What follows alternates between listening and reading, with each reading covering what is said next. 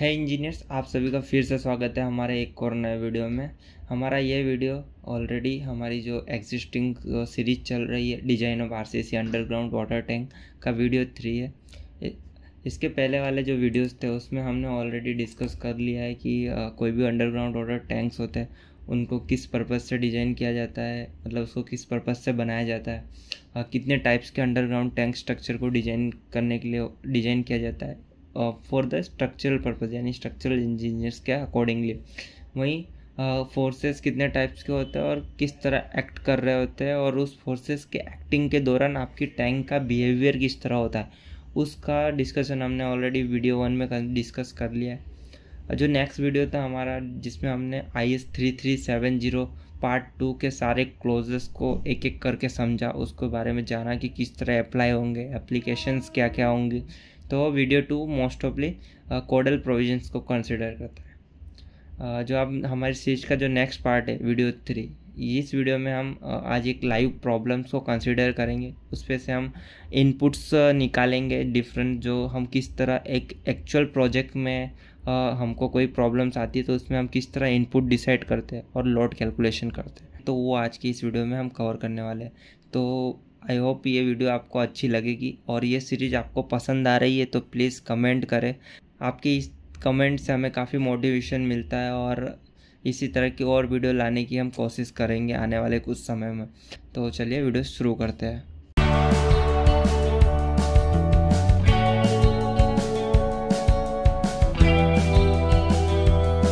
Okay, तो now the problem. जैसा कि मैंने आपको बताया कि हम लाइव प्रॉब्लम पर डिस्कशन करने वाले हैं, यानी कि हम एक पर्टिकुलर प्रोसेस को समझेंगे कि एक्चुअल प्रोजेक्ट में किस तरह अंडरग्राउंड टैंक्स को डिज़ाइन की जाती है, किस तरह आपको प्रॉब्लम्स दी जाती है, एक्चुअल प्रोजेक्ट में किस तरह प्रॉब्लम आती है। तो हमारे लिए जो प्रॉब्लम है वो है design of underground water tank, जिसकी कैपेसिटी है 25,000 गैलन। हमें कैपेसिटी दे दी कि इतनी कैपेसिटी की हमें अंडरग्राउंड वाटर टैंक डिज़ाइन करनी है, जो कि वडोदरा गुजरात में बनने वाली है। एक्चुअली में जो अंडरग्राउंड टैंक बनाने का जो पर्पज़ है वो पर्टिकुलर फॉर एग्जांपल किसी सोसाइटी का है जिसमें कुछ 7 से 8 टावर बनने वाले हैं, उसके लिए कुछ underground water tank facility provide करनी है वडोदरा में। तो इसलिए कुछ इस प्रकार से हमें इतनी कैपेसिटी की रिक्वायरमेंट है, तो उसके लिए अंडरग्राउंड वाटर टैंक हमें डिज़ाइन करना है। नाउ ये ऐसी रिक्वायरमेंट होती है एक्चुअल प्रोजेक्ट में। तो ये इस जो हमने लास्ट स्लाइड देखा उसमें हमें जो बेसिक इनपुट्स मिले, फर्स्ट ऑफ ऑल तो हमें कैपेसिटी मिल गया कि हमारे पास कैपेसिटी कितनी है। दूसरा कि लोकेशंस मिल गए कि इस लोकेशन पर बनाई जानी है।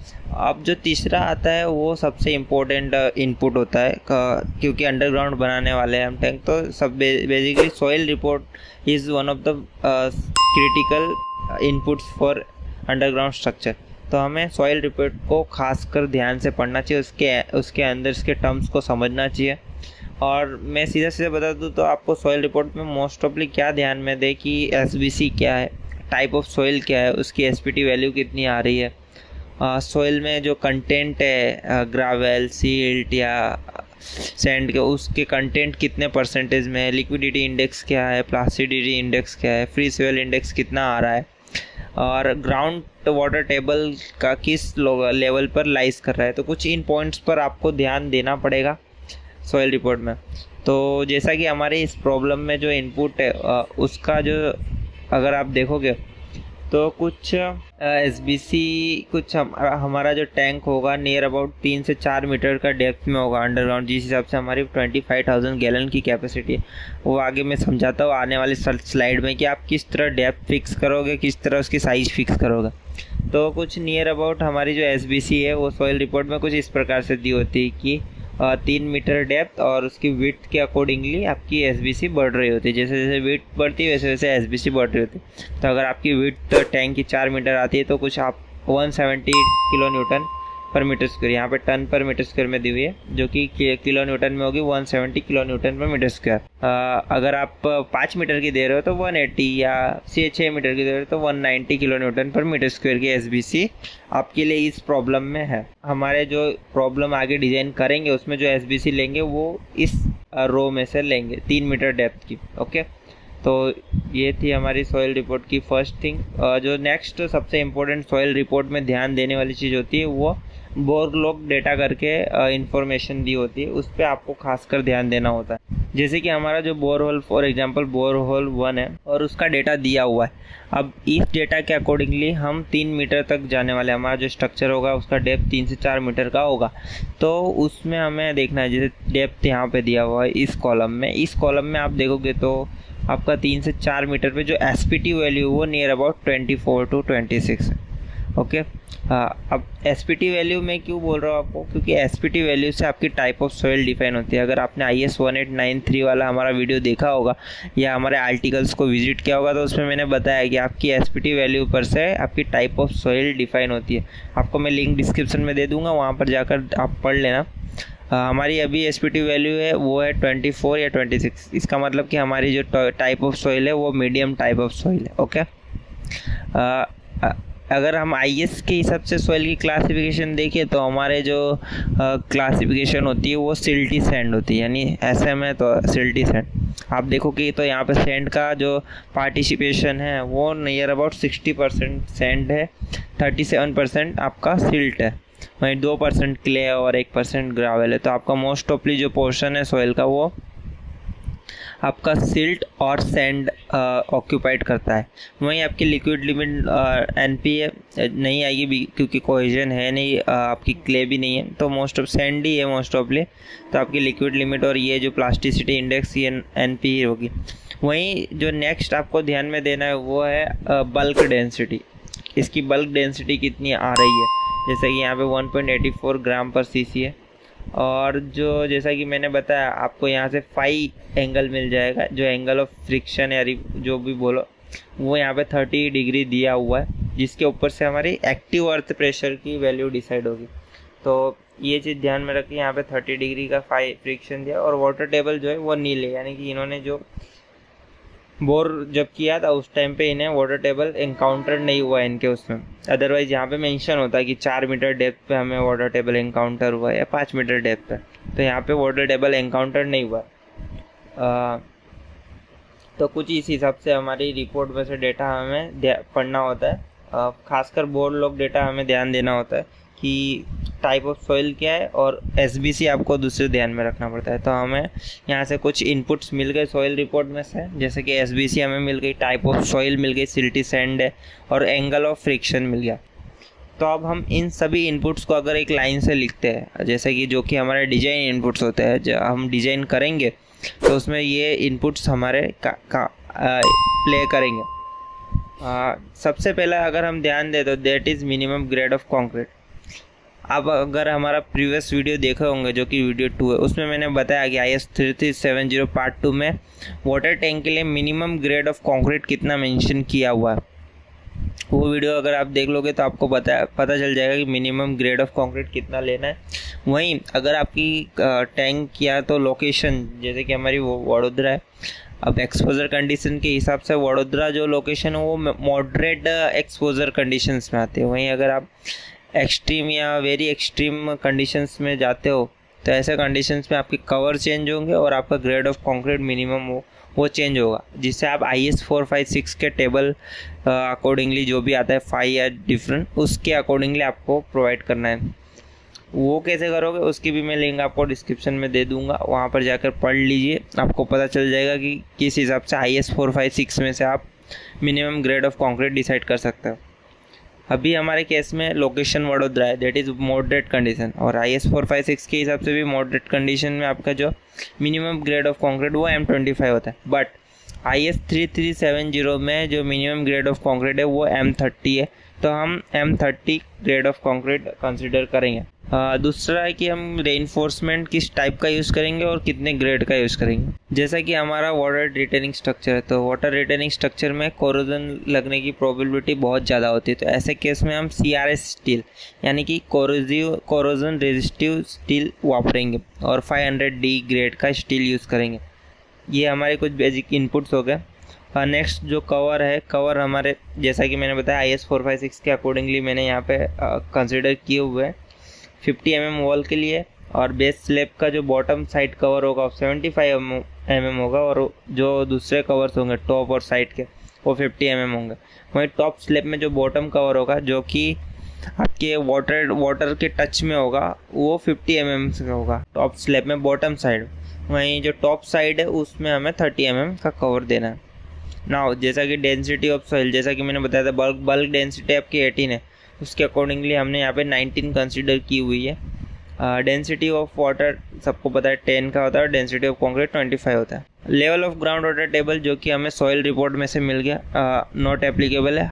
सेप बेरिंग कैपेसिटी हमने 190 अभी कंसिडर की हुई है, क्योंकि जिस हिसाब से उसकी कैपेसिटी है 25,000 गैलन की, उसके अकॉर्डिंगली हमारी जो विड्थ या लेंथ आने वाली है वो 6 मीटर की आएगी, जो कि आने वाले स्लाइड्स में मैं आपको बताऊंगा किस हिसाब से कैलकुलेट की हुई है। तो डेप्थ 3 मीटर है, तो उसके अकॉर्डिंगली मैंने 190 किलोमीटर पर मीटर स्क्वायर एज्यूम किया। और एंगल ऑफ फ्रिक्शन हमारा 30 डिग्री, जो कि मैंने बताया कहाँ से आपको मिलेगा।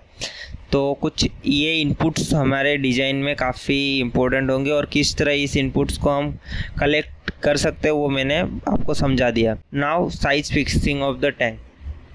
जो सबसे इम्पोर्टेंट इनपुट्स था दैट इज़ सॉइल रिपोर्ट, और उसके बाद जो दूसरा आता है वो है capacity of tank. Capacity of tank हमें नॉर्मली क्लाइंट के थ्रू मिल जाता है कोई भी प्रोजेक्ट में। उसके बाद हमें उसके साइजेस डिसाइड करने होते हैं, उसका शेप डिजाइन डिसाइड करना होगा। नाउ हम इस प्रॉब्लम में हम रेक्टेंगुलर या स्क्वायर टैंक डिज़ाइन करने वाले। तो हमारी जो कैपेसिटी है वो 25,000 गैलन जो है यूके गैलन के हिसाब से हमारी कैपेसिटी है। तो अगर उसको लीटर में कन्वर्ट करते हो तो वो 1,12,500 लीटर होता है, यानी 113 मीटर क्यूब के वॉल्यूम आता है। नाउ हम एज्यूम करते हैं कि हमारी जो डेप्थ ऑफ टैंक होगी वो 3.3 मीटर होगी। हमने एक एजम्पशन लिया कि 3.3 मीटर, आप 3 मीटर भी ले सकते हो। 3.3 मीटर हमने एज्यूम किया। उसके अकॉर्डिंगली हमारी जो रिक्वायरमेंट होगी एरिया की वो होगी 34.25 मीटर स्क्वायर एरिया हमें रिक्वायर्ड होगा वाटर टैंक इतने गैलन कैपेसिटी के लिए वाटर होल्डिंग करने के लिए। तो हमें एरिया मिल गया। नाउ हम स्क्वायर टैंक कंसीडर करने वाले हैं, यानी स्क्वायर टैंक डिजाइन करने वाले हैं। तो बेसिकली हमें जैसे पता है उसका एरिया जो है स्क्वायर रूट होता है, तो स्क्वायर रूट कर देते तो हमारा कुछ लेंथ और विड्थ की साइज आ जाती है वो 5.85 मीटर आ जाती है, जो कि near amount similar to 6 metre हो जाती है। तो राउंड फिगर करके हमने 6 metre by 6 metre by 3.6 metre की टैंक डिजाइन के लिए एज्यूम की है। ये हमारे साइजेस हो गए। अब 3.3 था, अब 3.6 कैसे हुआ? तो 300 mm का फ्री बोर्ड भी होता है आपके वाटर टैंक में। तो कुछ इस प्रकार से हमारी साइजेस फिक्स की जाती है वाटर टैंक में। आई होप आपको ये समझ आया होगा। नहीं आया तो प्लीज़ कमेंट करें। और हमारे ये सारी डिटेल्स हमने ऑलरेडी हमारी वेबसाइट पर पब्लिश कर रखी है, तो आप जाकर विजिट कर सकते हैं हमारी वेबसाइट में, लिंक डिस्क्रिप्शन में मैं दे दूंगा। तो अभी हमारी जो कैपेसिटी है वो 129.6 मीटर क्यूब है, जो कि 113 मीटर क्यूब से ज़्यादा है। तो हमारे साइजेस फिक्स हो गए, यानी वाटर टैंक की लेंथ फिक्स हो गई, विड्थ फिक्स हो गई और उसकी हाइट फिक्स हो गई। नाउ अब जो हाइट की वॉल होगी उसकी थिकनेस कितनी होनी चाहिए वो हमें कंसिडर किस हिसाब से कंसिडर करते हैं वो मैं आपको बताता। तो जनरली केस में D top to D bottom, यानी आपकी जो वॉल है, अब वॉल जो है वो सेम विड्थ की पूरी हाइट में नहीं देते हो, और टॉप में मिनिमम विड्थ होती है और बॉटम में मैक्सिमम होती है, बिकॉज ये आपकी जो टैंक है वो प्रॉपर कैंटिलीवर है। इस केस में आपका यानी कैंटिलीवर के केस में मोमेंट नीचे आती है, तो हमें नीचे ही ज़्यादा डेप्थ की रिक्वायरमेंट होती है, ऊपर ज़्यादा डेप्थ की रिक्वायरमेंट नहीं होती। तो इसलिए हम ऊपर कम थिकनेस रखते हैं। हालांकि हम जो D top to D bottom का जो रेशियो है वो 0.4 से हमेशा ज़्यादा रखते हैं। अब ये क्यों ज़्यादा रखते हैं वो इसलिए, अगर आपका ratio D top to D bottom 0.4 से कम आता है तो उस केस में जो आपका स्पान टू थिकनेस का जो रेशियो होता है, जिसे हम L/D रेशियो भी बोलते हैं, वो 7 कंसिडर करना पड़ेगा। अब ये सारी डिटेल ऑलरेडी हम आपको H J. Shah design of reinforcement concrete की जो बुक है एच.जे. शाह की, उसमें मेंशन की है। वो आप रेफ़र कर सकते हो। हालांकि हमने पूरी वाटर टैंक की डिज़ाइन उसी बुक के जो उनका लेटेस्ट वॉल्यूम है 2021 के अकॉर्डिंगली, वॉल्यूम 8 एडिशन है आई थिंक, उसके अकॉर्डिंगली की हुई है। वो बुक का रेफरेंस लिंक भी मैं आपको डिस्क्रिप्शन में दे दूंगा, आप वहाँ पर जाकर अमेज़न से उसे परचेस करके देख सकते हो। उसमें काफ़ी अच्छे तरीके से समझाया है, तो उसी के रेफरेंस लेके हम इस सीरीज़ में अंडरग्राउंड वाटर टैंक को डिज़ाइन करने वाला है। तो एच.जे. शाह की जो बुक है उसके अकॉर्डिंगली अगर आपका जो D top to D bottom ratio है, अगर 0.4 से ज़्यादा होता है तो उसमें आपका L/D रेशियो आप 8.75 कंसिडर कर सकते हैं। तो हमारी जैसे कि लेंथ जो है वो 3600 mm है, और उस केस में अगर हम 3600 को 8.75 से डिवाइड करेंगे तो हमारी जो thickness of wall at bottom आएगी वो 412 mm आएगी, जो कि नियर अबाउट 450 mm की होती है। यानी हम बॉटम में 450 mm का थिकनेस देंगे वॉल की, और टॉप में हम एज्यूम कर लेते हैं कि 300 mm की थिकनेस देंगे। अभी इसका रेशियो हमारा 0.4 से ज़्यादा होना चाहिए, जो कि 0.4 से ज़्यादा आता है। तो इस हिसाब से हमारी थिकनेस ऑफ वॉल कंसिडर की होती है। यहाँ पे आप 250 भी मतलब कंसिडर कर सकते हो, बस ध्यान में ये रखना है कि D top to T bottom का जो रेशियो वो 0.4 से ज़्यादा होना चाहिए, उसके अकॉर्डिंगली आप थिकनेस कंसिडर कर सकते हो। तो L/D रेशियो के हिसाब से हमें कैंटिलीवर वॉल की थिकनेस मिल गई। अब जो बेस स्लैब है, वो आपका वाटर टैंक है, उसका जो बेस स्लैब उसकी थिकनेस कितनी रखनी, तो अभी हम 450 एज्यूम करके चलते हैं। हम आगे एनालिसिस करते समय हम देखेंगे कि उसमें बेंडिंग मोमेंट कितनी आ रही है, और उसके हिसाब से उसकी थिकनेस को रिवाइज या कम या ज़्यादा करेंगे। अभी हम 450 कंसिडर करके चलते हैं।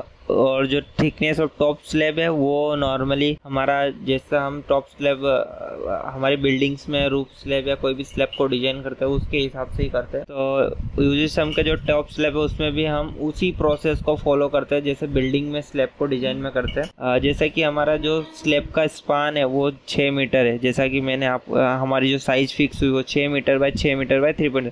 तो आपका लेंथ और विड्थ 6 मीटर होता है। तो 6 मीटर का जो स्पान का जो स्लैब है जिसमें 4 एजेस कंटिन्यूस है, और सॉरी 4 एजेस डिसकंटिन्यूस है, उस केस में आपका स्लैब जो है पास होना काफ़ी डिफ़िकल्ट होता है। तो ऐसे केस को हम क्या करते हैं कि बीच में बीम सपोर्टिव बीम्स प्रोवाइड कर देते हैं, सेकेंडरी बीम्स, जिससे आपका जो 6 मीटर का स्लैब है वो 2 या 4 पार्ट में डिवाइड हो जाता है। तो हम एक क्रॉस बीम डालने वाले हैं वाटर टैंक में टॉप स्लैब में, जो कि आपके टॉप स्लैब को 4 पार्ट में डिवाइड कर देगा, जिससे हमारी जो स्लैब की डेप्थ है वो काफ़ी कम हो जाएगी। तो हमारा जो है हम एज्यूम करके चल रहे हैं 200 mm का स्लैब हम कंसिडर करेंगे, और बीम की साइज नियर अबाउट 300 बाई 450 या 500 mm का हम बीम प्रोवाइड करेंगे। तो मैंने हमारी सारी साइजेस फिक्स हो गई है, वाटर टैंक की लेंथ फिक्स हो गई, विड्थ फिक्स हो गई, हाइट फिक्स हो गई।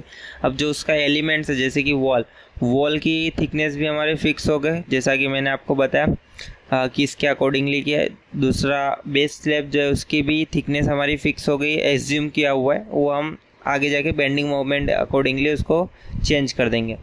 और तीसरा जो है थिकनेस ऑफ टॉप स्लैब, वो भी मैंने आपको बता दिया कि किस तरह उसको हम फिक्स करते हैं नॉर्मली।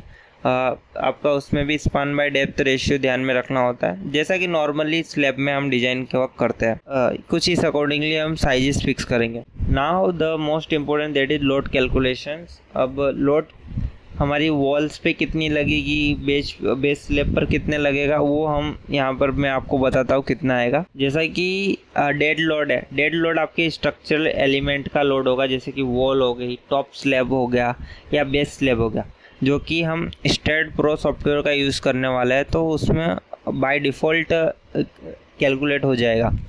दूसरा लाइव लोड हम ऐड करेंगे टॉप ऑफ स्लैब में। टॉप ऑफ स्लैब के ऊपर मोस्ट ऑफ द टाइम क्या होता है कि पंप्स प्रोवाइड किए होते हैं, या कुछ इक्विपमेंट्स होते हैं, या कुछ मूवमेंट्स होती है लोगों की, तो इसके लिए हम 1.5 किलो न्यूटन पर मीटर स्क्वायर का टॉप स्लैब में लाइव लोड कंसिडर करेंगे। नाउ जो दूसरा इंपॉर्टेंट लोड है वो है वाटर प्रेशर। वॉल पे वाटर प्रेशर कितना होगा और बेस स्लैब पे वाटर प्रेशर कितना होगा। तो जैसा कि आपको पता है कि हाइड्रोस्टैटिक फोर्स का जो लॉ है उसके अकॉर्डिंगली जो वॉल पर वाटर प्रेशर होगा वो गामा इंटू एच जितना होगा, वहीं जो बेस स्लैब पे वाटर का प्रेशर होगा वो भी गामा इंटू एच होगा। बट वॉल पर जो प्रेशर एक्ट होगा वो ट्रायंगुलर वे में होगा, यानी वेरिंग डिस्ट्रीब्यूटेड लोड की तरह एक्ट होगा। वहीं जो बेस स्लैब पर होगा वो यूनिफॉर्मली डिस्ट्रीब्यूटेड लोड की तरह एक्ट करेगा।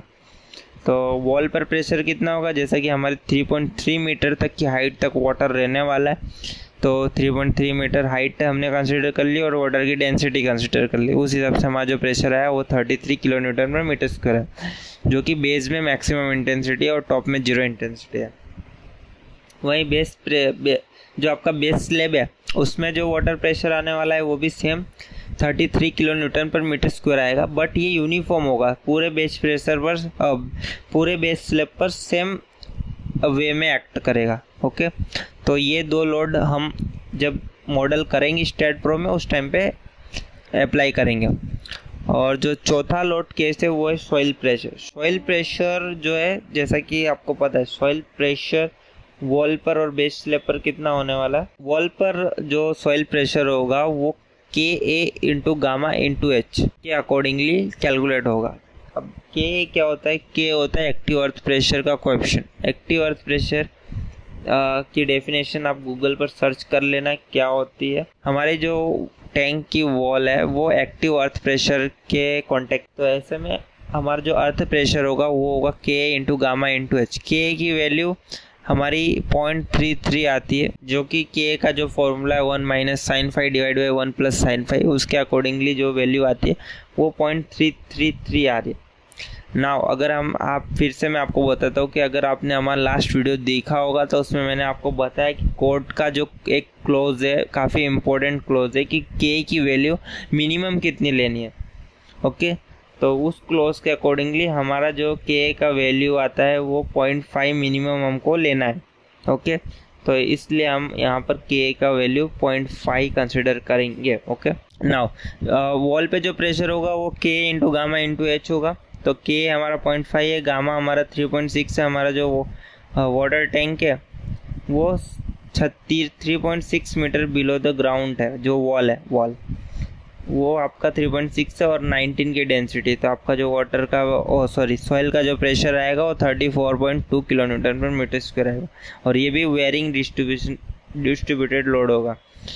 वहीं जो बेस स्लैब के प्रोजेक्शंस होंगे उस पर अगर अर्थ फील है तो उसका जो प्रेशर आएगा वो होगा आपका 3.6 into 19, that is gamma into H, जो कि नियर अबाउट 68.4 किलो न्यूटन पर मीटर स्क्वायर आता है, जो कि यूनिफॉर्मली डिस्ट्रीब्यूटेड लोड होगा। तो आई होप आपको ये लोड कैलकुलेशन समझ आया। अब आने वाले जो नेक्स्ट वीडियो है उसमें मैं आपको स्टेड में ये लोड मॉडल पर अप्लाई करके बताऊंगा कि किस तरह ये लोड अप्लाई करते हैं, और पूरी जियोमेट्री फिक्स करेंगे यूजी टैंक की। चलिए मिलते हैं नेक्स्ट वीडियो में। आई होप आपको ये वीडियो अच्छा लगा होगा। सब्सक्राइब कर देना और लाइक कर देना।